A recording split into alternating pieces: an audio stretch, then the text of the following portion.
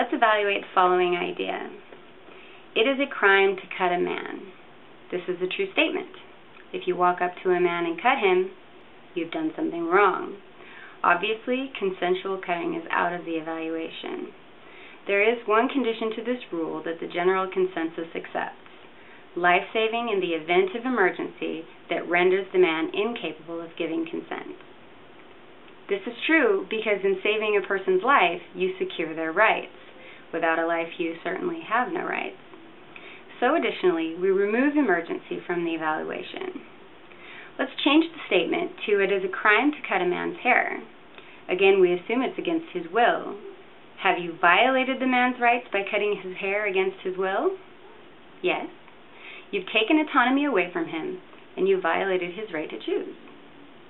Now let's change the original statement again. It is a crime to cut a baby.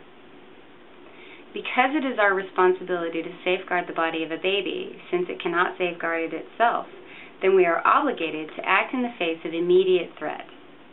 And so again, remove life-threatening issues from the evaluation.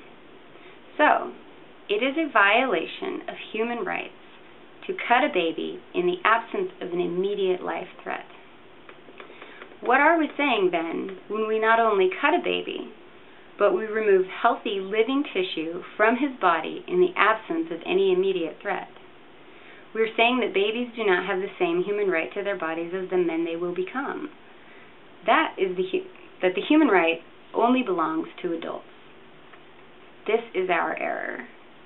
Simply being human grants you this right.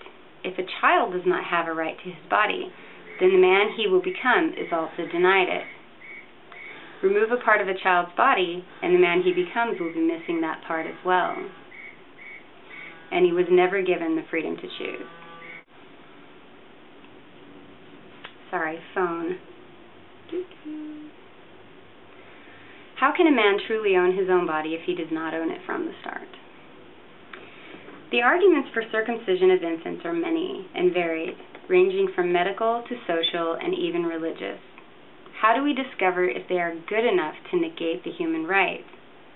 Simply imagine the same argument being made for a grown man.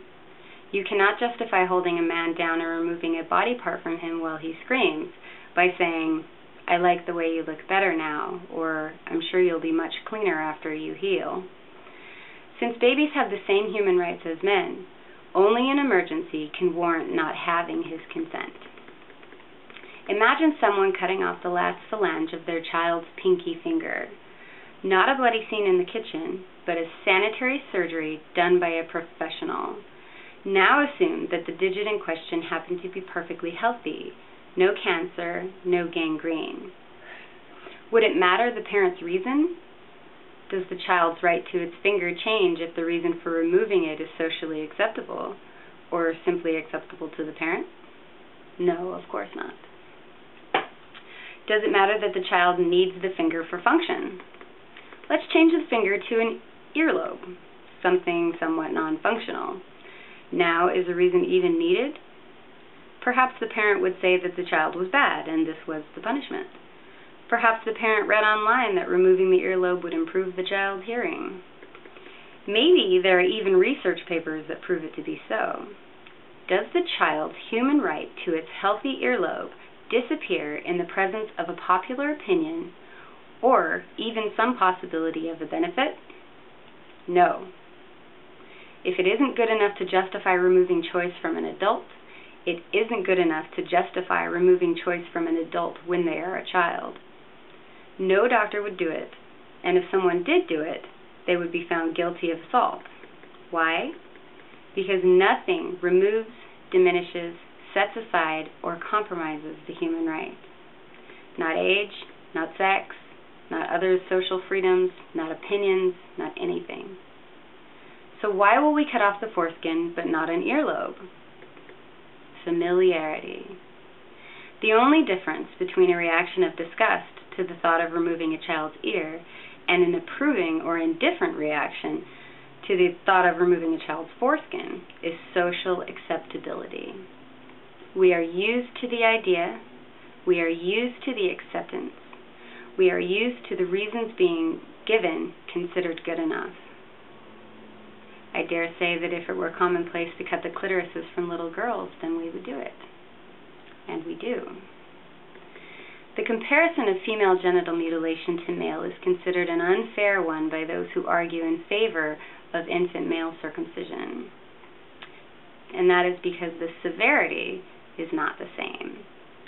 It is said that the two are drastically different, and if male were like female, then we would be cutting off the head of the penis. For the sake of a fair comparison, then, let's turn it around and imagine if male were like female, or if female were like male. If the severity of the mutilation is what makes it right or wrong, and not the removal of choice from the individual, then it should be acceptable to perform a far less severe circumcision on girls. The foreskin is what's removed in male circumcision. Females have a foreskin. It is also known as the clitoral hood. Shouldn't it be acceptable, then, to remove the clitoral hood from an infant with good anesthetic and the promise of few complications and improved hygiene?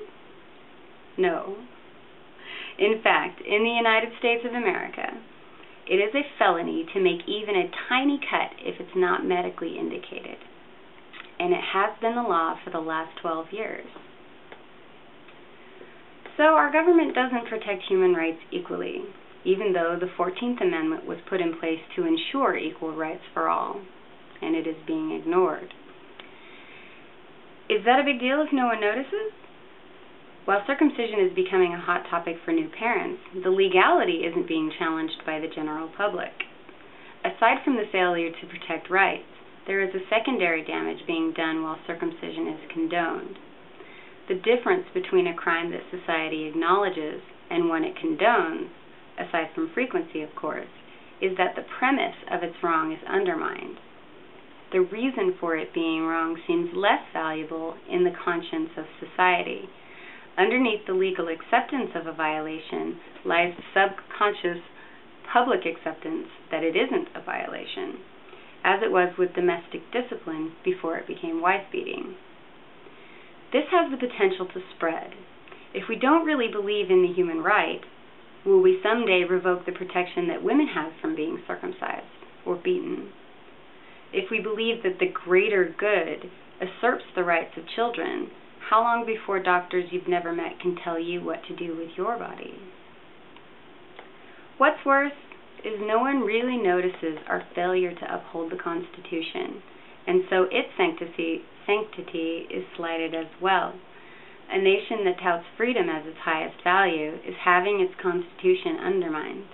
It doesn't appear to have a big impact, but it doesn't take conscious awareness for hypocrisy to do damage.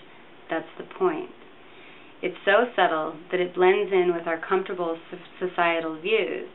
We just are a society with no integrity, unnoticed by the individuals that make it up, unnoticed even by those whose rights are being violated. Thanks for watching.